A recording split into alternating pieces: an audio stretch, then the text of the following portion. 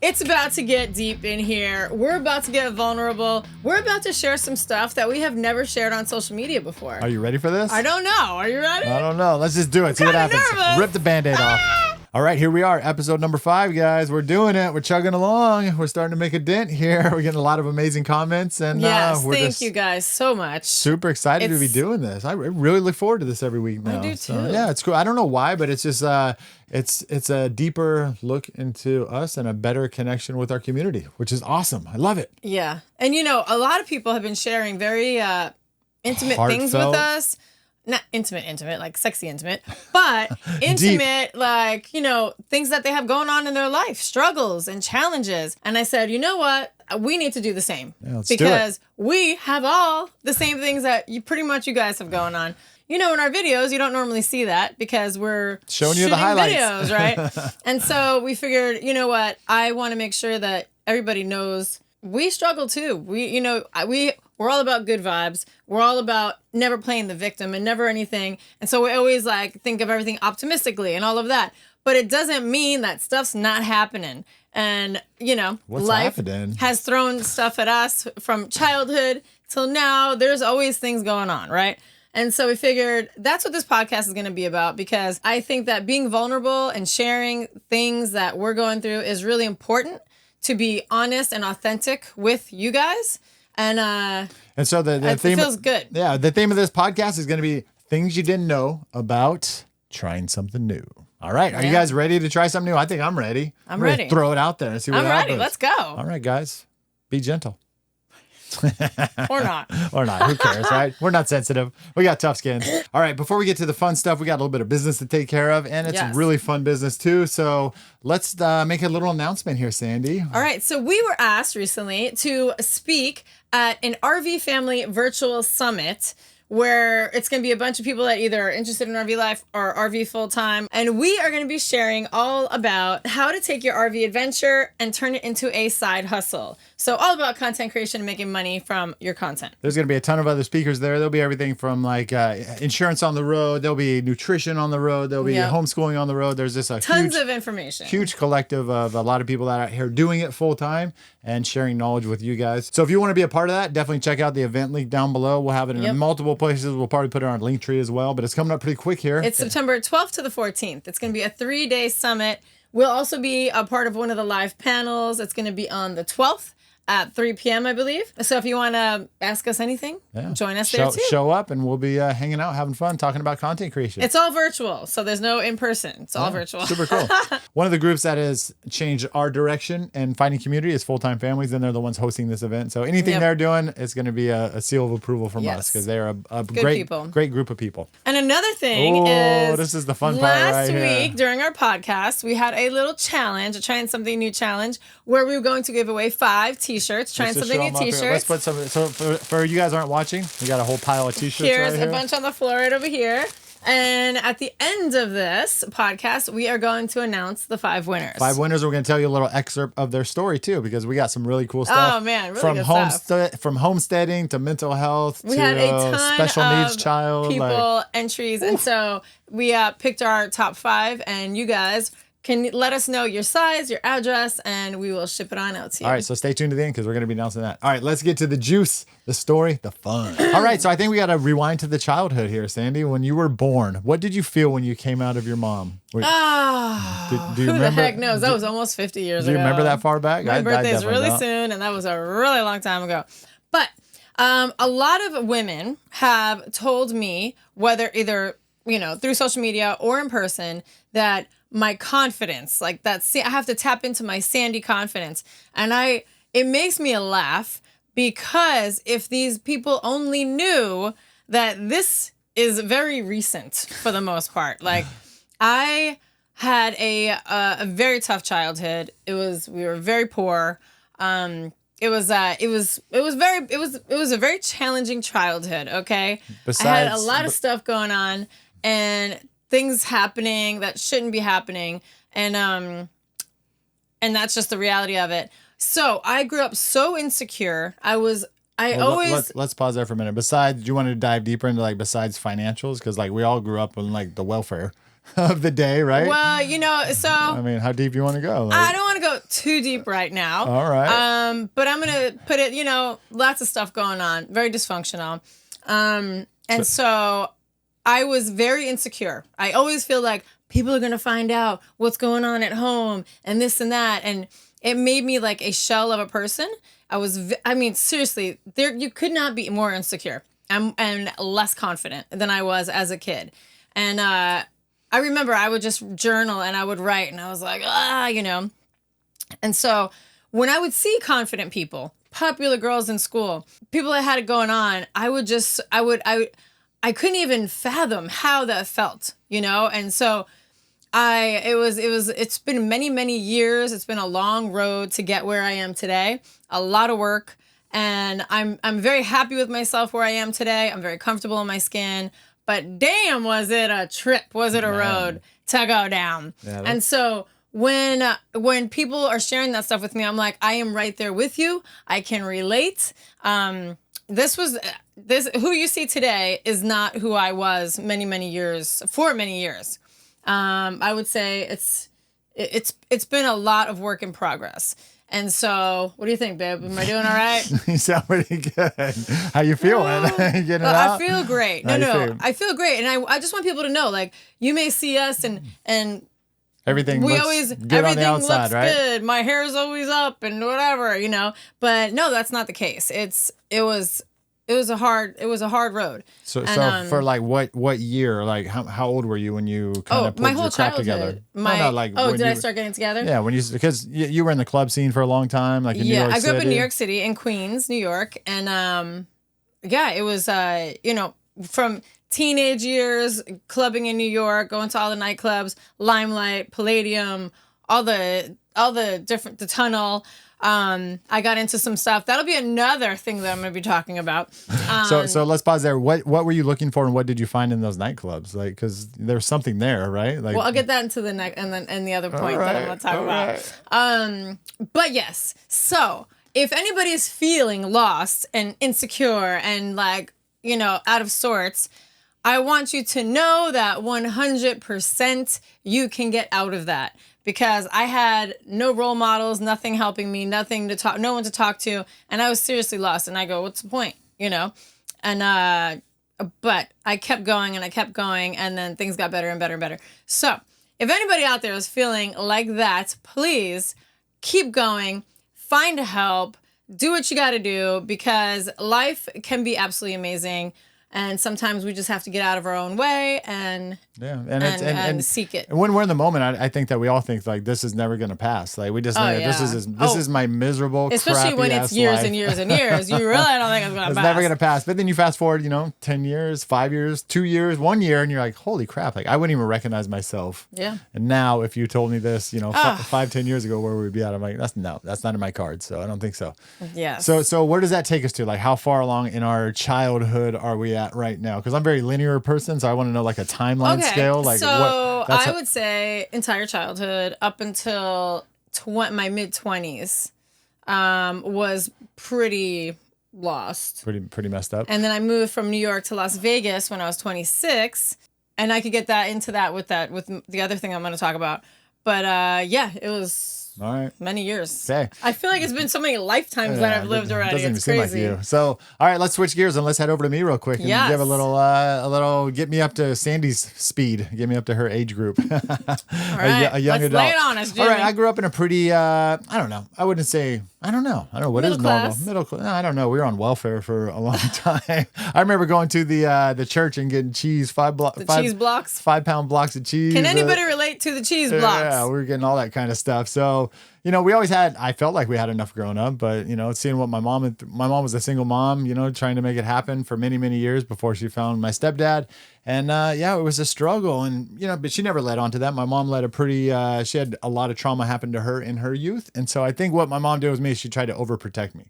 I think she didn't want me to go through the crap that she went through. So I wouldn't say I was sheltered, but I was very, I had a tight leash. I couldn't do a lot of things. And, it was, and I had to check in every 30 minutes. And that's crazy. We would be out on bike rides with all the friends, and we're getting ready to get in some major trouble and havoc, and like have a great time. She's And, like, if I didn't come back on the 30, every 30, then I wouldn't be able to go out for the rest of the day. So yeah, I always got made fun of because I had to, you got to go check in. See you later. Poor Jimmy. And so my mom was very protective, and you know, there's no good, there's nothing to that. It's just that she was very, very, very protective. So, you know, looking back on it now, of course, we all want to protect our kids and make sure that they're doing good and, you know, have a great childhood and not go through the crap that we went through.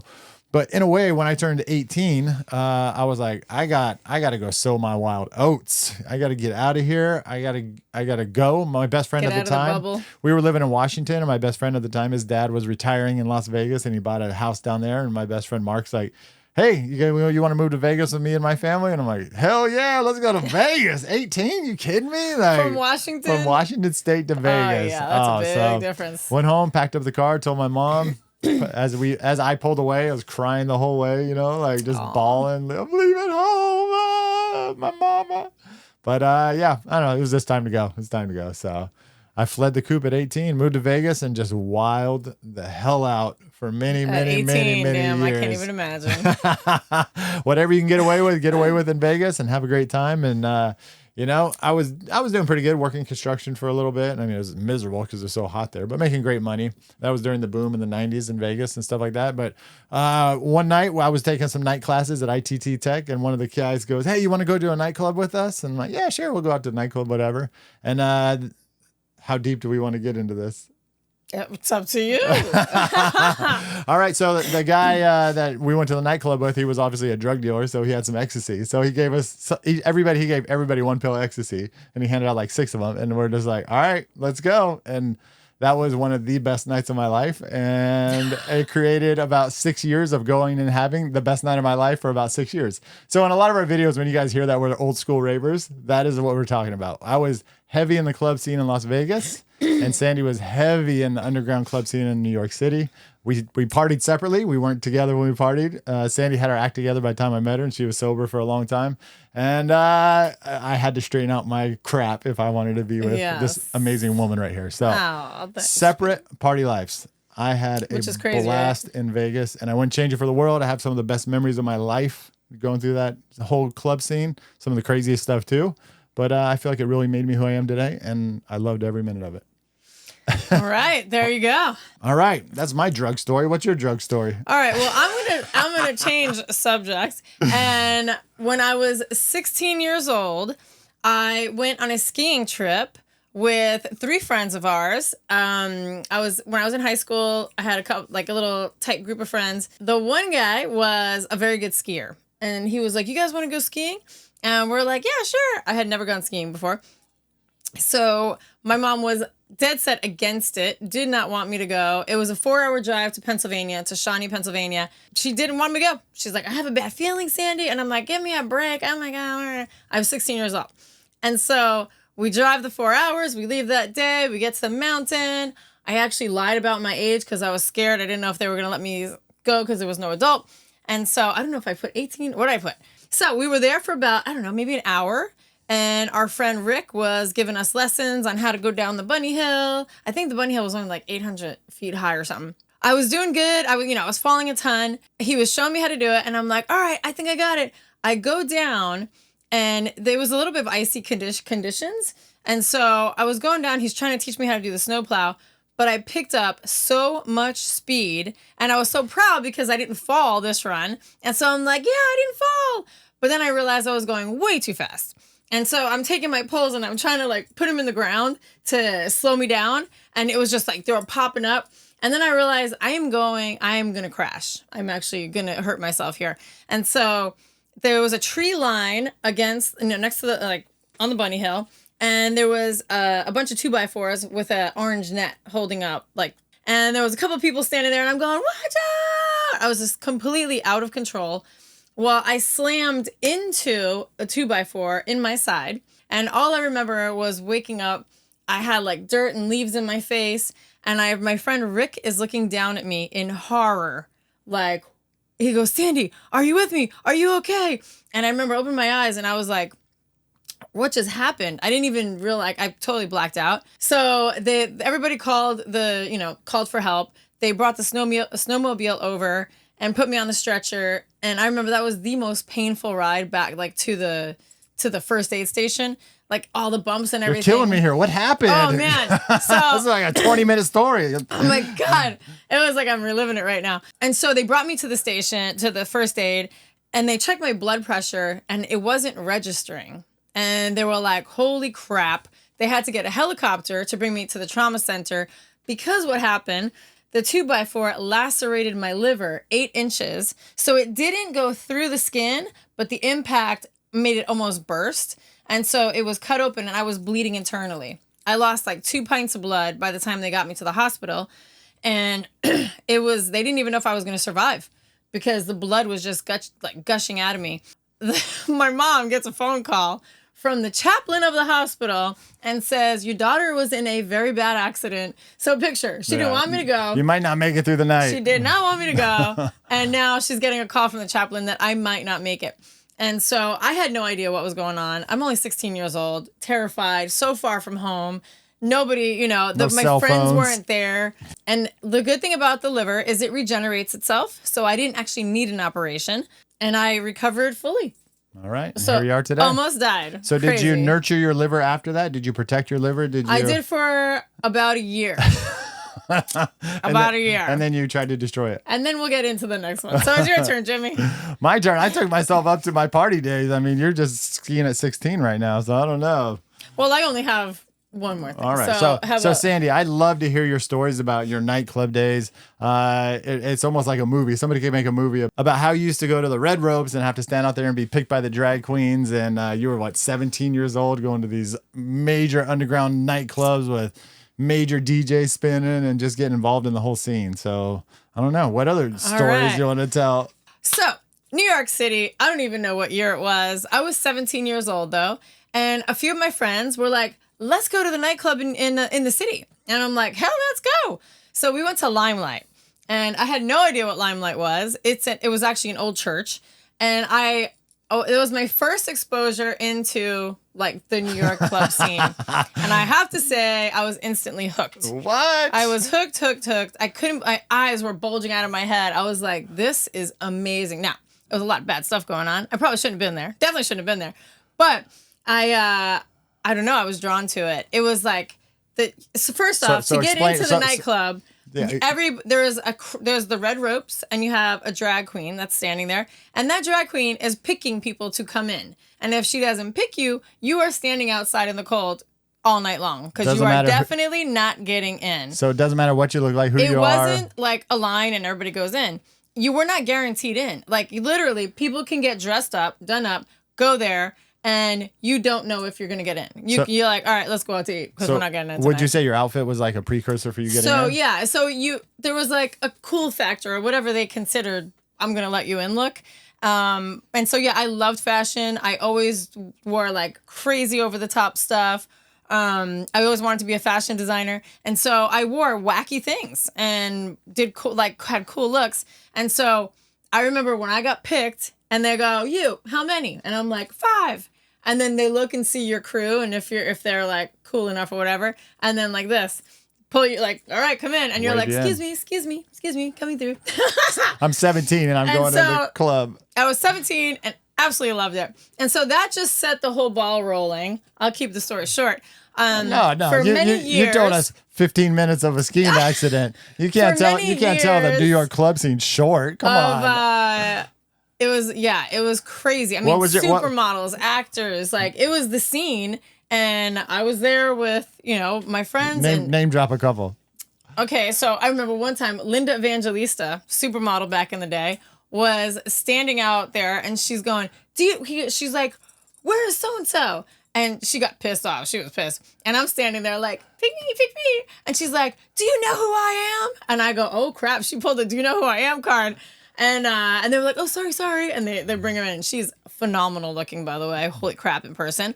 Any other celebrities? Oh yeah, tons of celebrities. I met Boy George, Rod Stewart, Prince, Donald Trump. That was at a fashion show.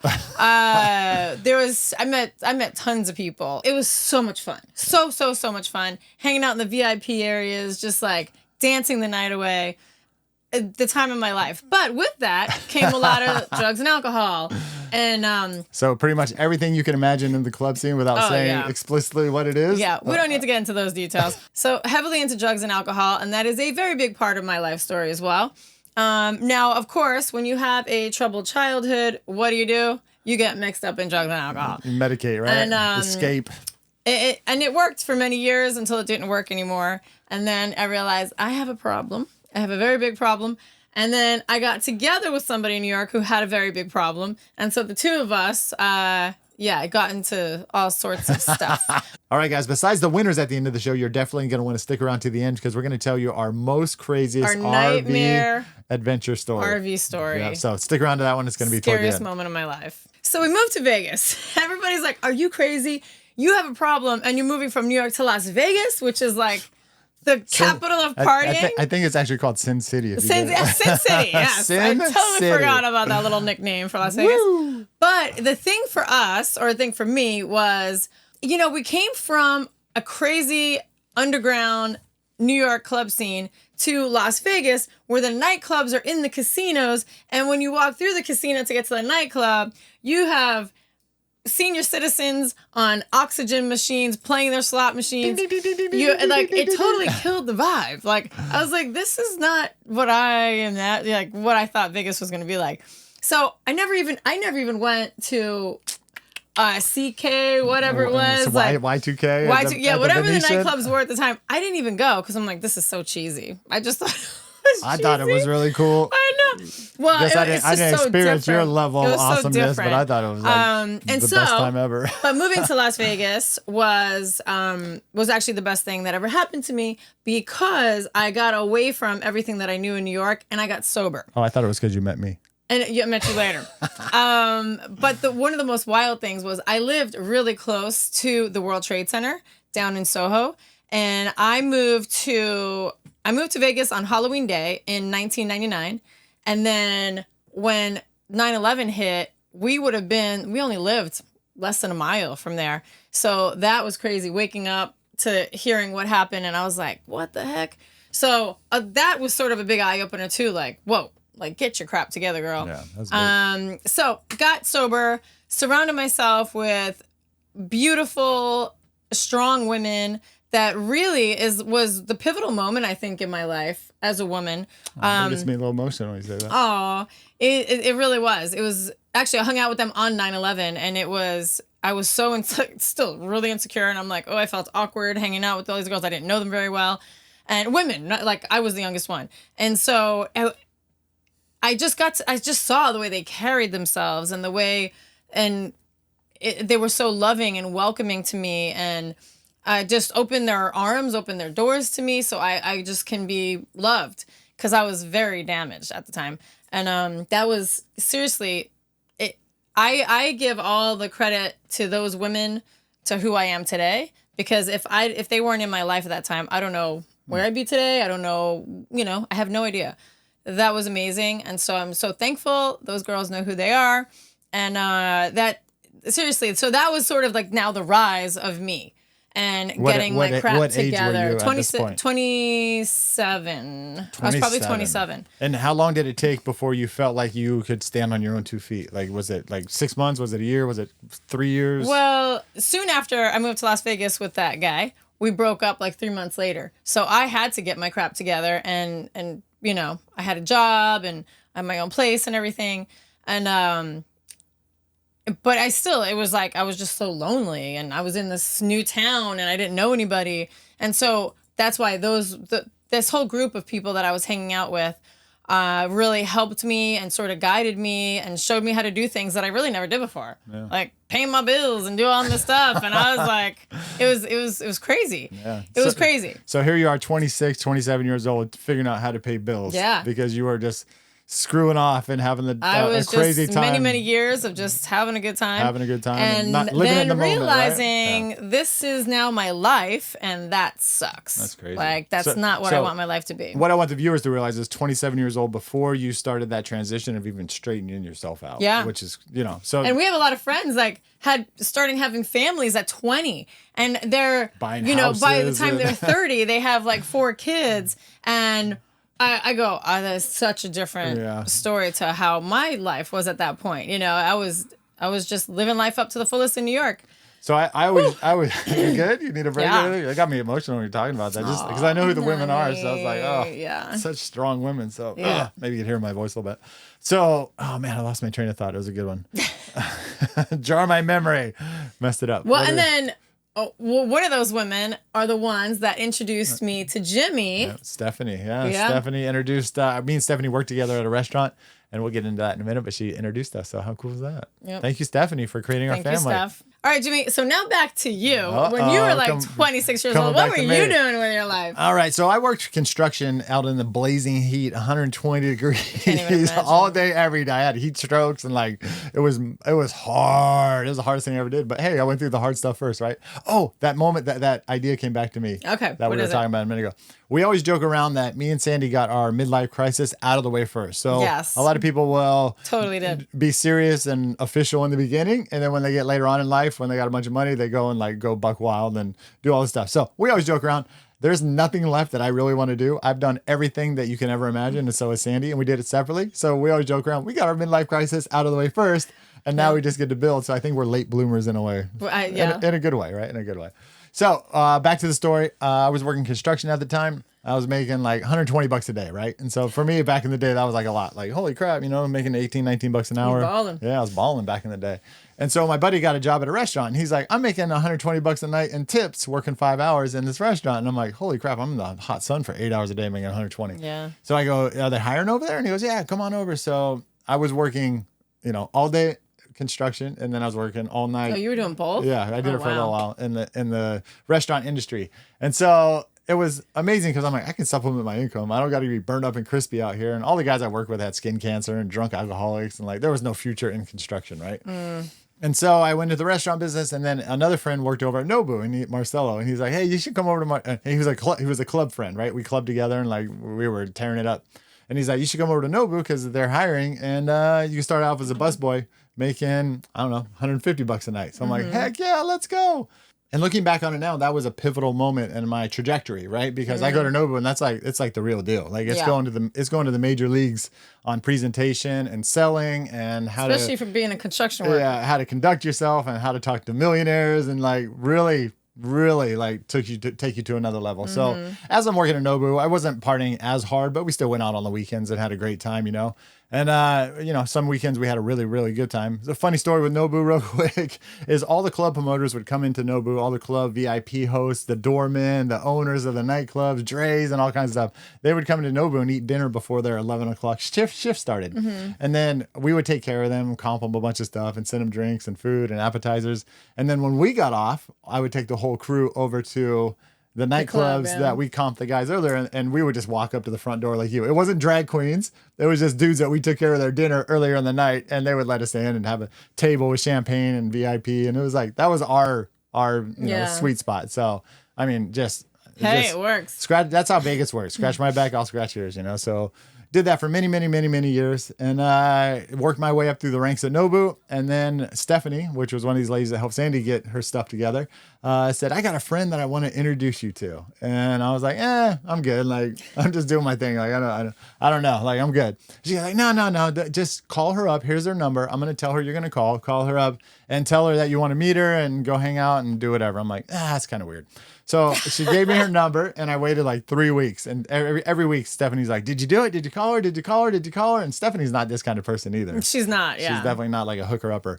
And so finally, one day I got up the balls to call her, and I go, you know what? I'm just going to call her. And I called her up. We were coming back from a road trip in California, and we talked for 3 hours straight and didn't get off the phone. And I was like, holy crap, this chick's got so much energy. She's so fun. She's easy to talk to. We just like, we just rolled off. Like, we just connected. And then we always tell the kids, we zinged. We zinged. And so, that was the start of our relationship, I think. And then so after that, we made a time together to meet up in person. We met up, and I was just like, holy crap, this chick is like, OMG. I don't know if you remember Black Eyed Peas, but she looked like Fergie back in the day when Fergie was like hot in a Black Eyed Peas. And she would come into Nobu and sit at my table, and I would tell all the people, hey guys, you see over on table 52, Fergie's here. And my hair looked really different. I used to do like these twists, sort of like like kind of styles that Fergie used to do, and everybody thought I was her. Yeah, it was hysterical. Funny. And I'd be over talking to her, and everybody's like, "Oh my god, she's talking to Fergie." I'm like, I wish I was as cool as Fergie. She might be cooler now. She kind of fell off the deep end. So, all right. So let's talk about our first date, because that was really another, like, I don't know, that was just a moment in our relationship that I will remember forever. Aww. Yeah, well, take it away. All right. So we finally, let's see, we finally connected, and we were going to go out on a date, right? I pull up at Sandy's house, right? And I'm like, holy crap, this chick's got a house? Like, remember, I'm used to like hood rats from the club. Like there's not any women that, right?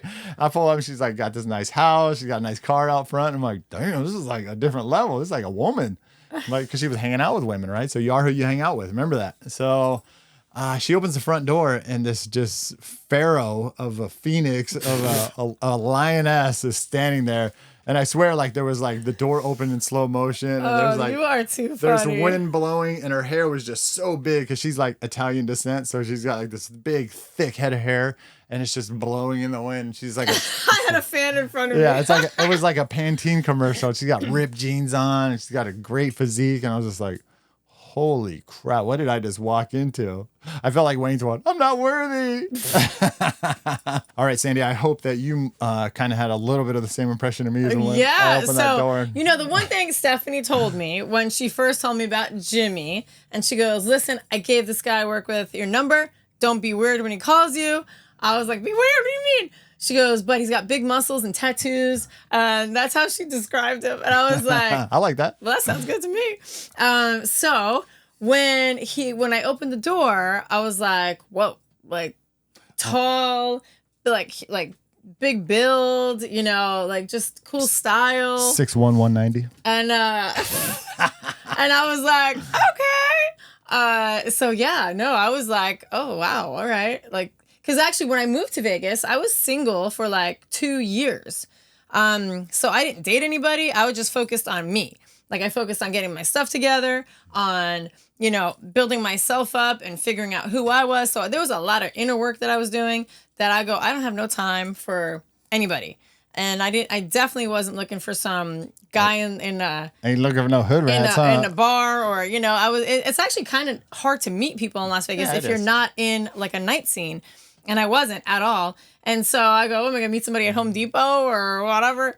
And so Stephanie putting us together actually was magical. Yeah. Because I didn't want to meet, I didn't know how I was going to meet anybody, honestly, in Vegas. I go, I'm cool. Like, whatever's meant to be is going to be. So when I opened the door, I go, all right, that kind of like checked the box, you know? I was like, if we're just magically put together and it works, like, let's go. It was cool. Yeah. All right. So we went out on our first date. We had a great time. Went to dinner at a restaurant called Kennedy's. And we're actually going to name our first kid Kennedy because of that restaurant. And I just had a wonderful, wonderful, wonderful time. Super cool. Great. Cool. You know, so how we knew it was good, like the conversation never stopped. It never got awkward. It was just easy. Oh, I feel like we're having a little moment right here. It was easy to be with Jimmy. And I go, that's pretty awesome. Until there was some moments where it wasn't. Yeah, we'll get to that in a minute, though. So after that, we were both into fitness, and I was like a gym rat, and she was doing triathlons at the time. So she's like, well, I'm swimming at the pool on Tuesday. Do you want to meet me at the pool? I'm like, yeah, we'll do some laps at the pool, you know, work on my breaststroke a little bit and see what happens. So I go down to the pool and meet her up. I went with my friend Andy. It was a funny story because he tried to like swoops all my girls away from me. So he tried to do that with Sandy. But me and Andy go to the pool, and Sandy was up in the gym with big windows looking down at the pool. Yeah, so there's a gym upstairs, and it overlooks the pool. And so I knew he was going to be there at, like, say, 2 o'clock. So I go, I'm going to get there a little early and check this guy out. And so I'm looking out, and he would be swimming. And then I guess he couldn't swim very good because he gets to the edge, and he would get up on the edge of the pool. Like one lap, baby. Isn't that swimming? Isn't that swimming? And when he got out of the water, and he's, like, sitting on the edge, I was like, whoa, like, he didn't have a shirt on now. And so he had cool tattoos, chest tattoos. His muscles you were pretty big at the time. Yeah. And it was like, whoa, I got like butterflies. I'm going, holy crap. Like I was never really with anybody that had like a nice physique like that. And so, yeah, I was impressed. I was definitely impressed. You have to tell me a little more later. All right, getting a little weird in here. But okay, so one of the highlights for me of that meeting, that date, that workout session was at the end, Sandy comes up to me, we're both in bathing suits, dripping wet, and she gave me a hug in a bathing suit, and I was just like, oh my gosh. I don't know. That was a moment for me. Dumb. And then she's like, next day, you want to go over to my house? We'll go jogging together. And so it started our whole journey of, we did a bunch of triathlons together. Yeah, triathlons, marathons. We did an Ironman together. We did. Coeur d'Alene, 2005, we did an Ironman. Finished in...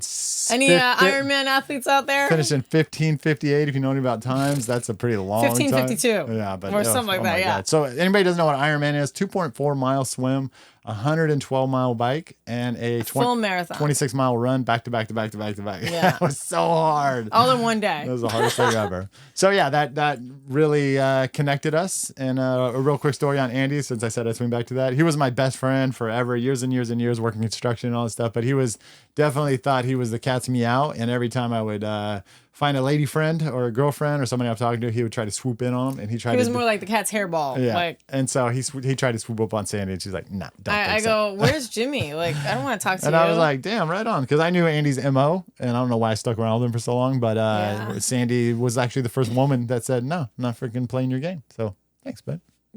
Building that trust. Babe. Build that trust from the beginning. This is fun, man. This is fun. Gosh. It's getting hot in here. It's getting hot in here. All right, we're going to do a little sidestep here. So let's fast forward in our relationship. Everything was going good for the first 6 months, 8 months, year, right? But I never did any. Sandy said she did a lot of deep work. I never did any work on myself. I was still that stupid kid that came from the nightclub that brought on all my baggage that I had been conditioned. He had a ton of baggage with him. No, I did too. Yeah. I wasn't perfect for sure. Oh, your nickname was the Ice Princess, so. But I had some silly stuff, and so I had to step up my game if I wanted to be with a woman. So Sandy's like, she put her foot in the sand. She goes, "Nope, I'm not accepting your behavior anymore." And so I was like, "Holy crap! What? Like, what do you mean? Don't you just take it? Doesn't everybody just take what they're given?" But I guess not like you beat me up, right? No. I know, but your parents like stay together no matter what arguments they get in, what fights they get in. They're always going to stay together, and that's how we grew up. And so I was repeating those same cycles of trauma in our new relationship, which is actually stupid, right? But I said, "Nope, I'm done." And she said no, and I'm like, "Wait, what?" And I think I threw him for a loop because he was not expecting that. And I said, "No, I'm working too hard on myself to deal with someone else's nonsense." He wasn't a very big communicator. So if anything was going on, I'm like, "So do you want to talk?" And I'm a huge communicator. And so I'm like, "Well, I'm kind of feeling this. Like, do you want to talk about it?" And he's like, "No. I'm a construction worker. I need to process." We're talking about nothing. And I go, "Process?" I'm like, "Well, how long do you need? Like, let's go. Get another gear 3 here." 3 days, 4 days. And so finally I go, I can't do this anymore. This is dumb, Yeah. I didn't come this far and work on myself to deal with that. And so. Go, girl. Woman power. All right, so we had broken up for a couple months. What, 2, 3, 4, 5 months? It was a minute, yeah. It was a good minute. So I got a chance to do some work on myself, right? And Sandy was continuing on her journey. And, I was just like a heartbroken little puppy. And I really wanted my woman back. So somehow, some way, we rekindled our relationship. It never died out, but it was just we saw each other at Costco, and I was like, oh, I really love him. So we decided to give it another chance, right? And so Sandy's like, all right, we can't go down that same road again. Like, I agree. Like, we need to be better people. Talk, communicate. For ourselves, we need to be better people. So I thought it would be a great idea to surprise Sandy and take her on a dream trip of a lifetime to Tahiti, Moorea, and the big finale. Wait for it. Bora Bora. I was like, heck yeah, let's go. Overwater bungalows, turquoise water, Tahitian goddesses everywhere. Let's go. And so we went. It was a 10-day trip, and it was absolutely amazing. It was really cool. Epic. Everything you think Bora Bora is going to be, it is. And wouldn't you agree? Like, oh, yeah. It is like, the pictures don't even do it justice. We were like, oh my God, tropical is our vibe, and that is like tropical paradise. I am obsessed with turquoise water, and we did a jet ski tour around Bora Bora, around the island, and I was almost in tears of the sheer beauty of this different shades of blue that were like underneath us. I was just stunned. It was so beautiful. Yeah, it was epic. So, let's see. So fast forward, we did the 3 nights in each island. The end was at Bora Bora. And was that our last night? It was our last night, and we were just watching the sunset on the beach. And Jimmy takes a stick and he starts to write in the sand. What did he write? Will you marry? Oh my God! And I'm going, is he for real? And I go, oh my God, this is like, is this happening? Because we were in a really good spot in our relationship when we went there. Hell yeah, we were in Tahiti. And he goes, marry me. Oh my God! And I'm waiting for the question mark, and then he wrote, someday. And I went, oh, what a jerk. All right, I think I got that one right here. Let's see what we do here. Oh. Yeah. Loser. And so I was like, yeah, that was a loser moment, man. I go, are you serious? So that the question that you think, like, everybody that goes to Bora is like on a honeymoon or about to get engaged or whatever. And it was someday. And I go, so can we just like go to my mindset here for a minute? Like to me, I just got you back. I'm like, I'm only on first base. I'm in phase one right here. I can understand. This was the makeup trip. The makeup trip to get you back. Like you're gonna marry me when I. Well, no, we were together for a couple months. Yeah. And so I'm like, all right. Well, and the funny thing is, I didn't know about this story until like I never told him. I would say 5 to 10 years later, you're like, remember that time on the beach when you said, "Will you marry me?" You're such a jerk. You put someday. I'm like, you would have married me at that point. Oh, she's like, God. yeah. I'm like, are you kidding me? She even went home and told her cousin and like all this stuff. Well, my cousin, I told her we were going there. She's like, oh my God, you think he's gonna propose? And I go, I don't know. And then so as he's doing it, I go, I have to tell Nikki. And then he wrote someday. And then so I told Nikki, you are not going to believe this girl. What a jabroni. So, yeah, but guys, go to Bora Bora. It was, stunning. So this wasn't part of the story, but I just got a quick brain jog. Well, let's just talk about when I did propose to you. Oh, boy. That was a whole shit. We should leave that for another time. All right. Well, it involved helicopters, the Grand Canyon, and yeah, all that fun stuff. It was, so it was pretty cool. I feel like we got to move on a little bit. We'll get back to that. So at the time that Jimmy was working at Nobu and we were dating, I was a cocktail waitress at the Palms in Las Vegas. I had never cocktailed before. I was always a bartender in New York. This was my first time being a cocktail waitress. It was fun. Yeah, it was fun. Made tons of money. Let me tell you, I didn't work in the pit. I wasn't a cocktail waitress in the pit, but those girls made bank. Well, let's get into like, okay, so everybody goes to Vegas and they think cocktail waitresses are like the creme de la creme, right? So how long did you work at? It was like 5 or 6 years. I opened the Palms. So when it opened, I was there for about 5, 6 years. I started getting some crazy back problems from the tray and all that. And so I was like, this is not, and then the smoky environment. Smoke, just I was sick all the time. Secondhand smoke 24/7. But the money was great. I mean, so what's good money? I mean, we're talking like 20 years ago. So what's good money? Is that 20 years ago? I don't know. It is not it's probably 20 more years than ago. 20 years ago. Oh my gosh, that sounds before crazy. Nixon, and she's 15.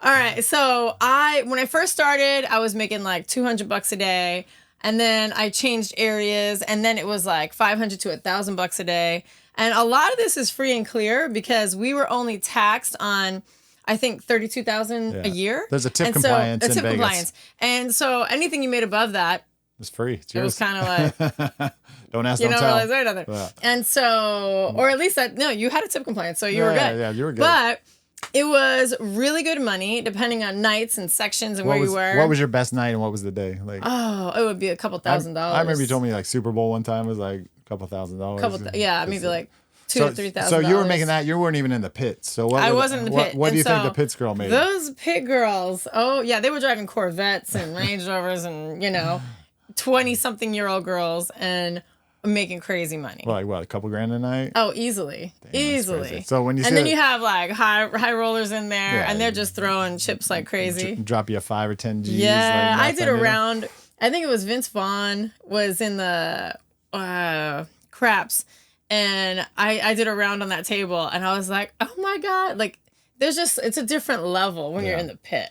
So let's pause there for a second. Just rewind. Like we were in Vegas when Vegas was like growing and all the casinos were coming and Vegas was an experience. Vegas still had that Vegas charm to it. I feel like it's kind of worn off a little bit. I don't know. We haven't been there in a minute, but we did go through like say the Palms the last time we were there a couple years ago, and I go, what the heck? It feels so different. But when we were there in that growth phase of Vegas, like at Nobu, it was celebrities every single night. Like, and they had a huge venue there. So like before the performers would go perform, they would come in and eat at Nobu, and we'd have to open up the restaurant especially for them and take care of Justin Timberlake, Alicia Keys, Justin Timberlake, like all these like everybody. Vince Vaughn, hockey teams, like football teams. It was such a fun time to be in Vegas, and you were dealing with the same thing over at Palms, just celebrity after celebrity after celebrity. Yeah, it was a fun time. Yeah, it was a good time for sure.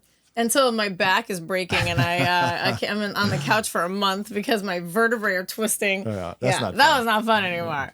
And the girls that could do that for years and years and years, more power to you. That's a tough gig. My body can't handle that. All right, so Where are we at? I think what do you want to do? That was a lot of stuff you guys probably didn't know about us. I'm trying to look at the time here on the counter. And I don't know how long it's been, but I think we should announce some winners. All right, let's do that. Let's announce winners or the RV.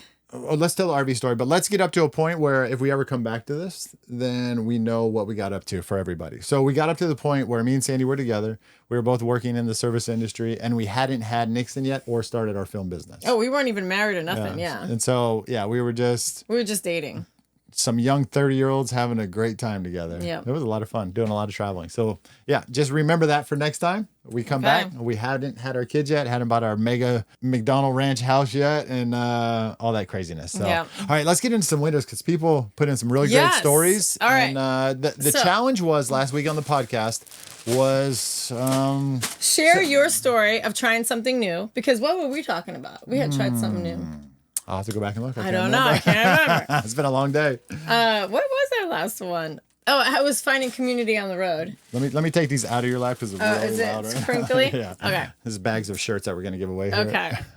All right. So first winner. Okay, so let's just talk about what the competition was. What was it? So share a story of you trying something new, and we were going to pick the five of the best. I mean, stories? they're all good because anybody trying something new is good. And but we had to pick 5. All right, so let's go with it. Drum roll, please. I don't know if I have a drum roll, but we'll give us some air horns. Oh, there we go. Yeah, I like that. All right, so the first winner of a T-shirt is going to be. Why don't you read the name, Sandy? I'm horrible at reading names. The Mama Hansen. Mama Hansen. So, quick story on Mama Hansen. If you're out there, leave a comment. You left a great comment last week. They just started homesteading, so they're definitely trying something new. They bought 75 hens, 10 roosters, and they're learning how to be. I love it. Chicken people. They got a bunch of chicks and processing meat and all that stuff. Wow. So, all right. Yeah, dang, that's pretty Skylar crazy. Would love Homesteading. that. Let us know where you're at. Maybe we can have Sky. All right, Mama Hansen, get a hold of us. Well, all these people. Let us know your site. Yeah. Everybody get a hold of us and let us know how we can do Every winner, please email me or send me a DM on Instagram and let us know your size and your shipping address, and we will get that out to you ASAP. All right, Sandy, read the next name here. Shan323. All right, Shan has a severe case of OCD, and she's doing some treatments and therapy and really working on her mental health, which is absolutely amazing. So love it. Sometimes it's hard to reach out and find help, but she said she's definitely trying something new on that. So good for you. Right on. Great stories. Anybody wants to read the full? First of all, thank you for sharing these stories. It's like a lot of vulnerable stuff that like a lot of people you're putting out there in a public space, and so thank you. All these are in our comments on our last podcast. So if you want to read them, go through there and check them out. All right, Sandy, what's the next name here? All right, Kim Krensil. 4581. All right, and she's 43 years old. Her son has special needs. He's 12 years old. She's starting her master's in special education in the fall, and she's supposed to finish in 2025. Nice job. Yeah, definitely. Like not easy. Anybody with special needs, I give it to you. Like hands down, that's probably got to be one of the hardest things to deal with. So right on for you. Congratulations. Starting a new career at 43 is definitely trying something new. All right, what's our next name? All right, we have 1981 PJT. All right, so this one is hysterical to me. This is really funny. They went inner tubing down a river, and they were tied together with a bunch of ropes, all these different inner tubes, and the rope got wrapped around their pants. Somehow they had sweatpants on while they're inner tubing. I don't know about that. But it ripped off their pants while they were inner tubing, so they had to have somebody come and help them that they were wearing pajamas. And so, All right. I think one of the dads helped to grab them out. So it's just funny. You're inner tubing, your pants funny fall off, story. get wrapped around a rope. So definitely trying something new. Good for Yep. you. All right. What's the next one, He Sandy? hasn't been tubing since then, so I think he was a little scarred.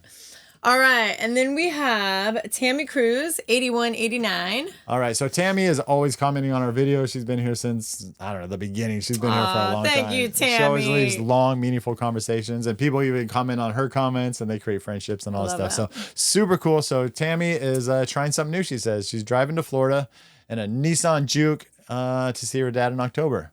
And why is she seeing her dad? She just lost her mom. Oh, I'm sorry. Oh, that sucks. I'm so sorry to hear that. So her family's rallying around her dad. Her two brothers moved the dad to Tennessee when mom passed away. So dad's living with big brother in Florida now.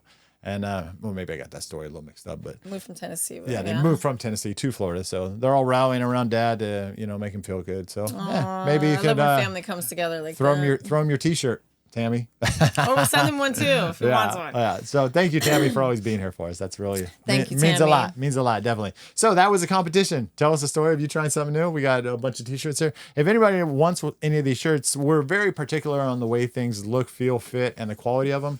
And so that's why we've never gone into like mass production with swag, because we're just never happy with the quality. Because if we won't wear it, we're not going to sell it. And we live in an RV, so having stock of stuff in here is just not really practical. But if you see my shirt, these are the t-shirts that we have. This one's been washed about 20 times and it still looks vibrant and bright the pink as heck. is still So we paid a little bit extra point. for a premium, but it's going to last, and that's what really matters. Yes. So we ordered 50 t-shirts. We got all sizes, and we ordered 50 sweatshirts. And hoodies, Yeah. So we got hoodies of the same. So limited supply. If you guys want to order one, we're going to set up an Etsy page. So check that out, and you'll get a handwritten note from us and maybe a little video of us putting it in a bag for you. So how cool would that be?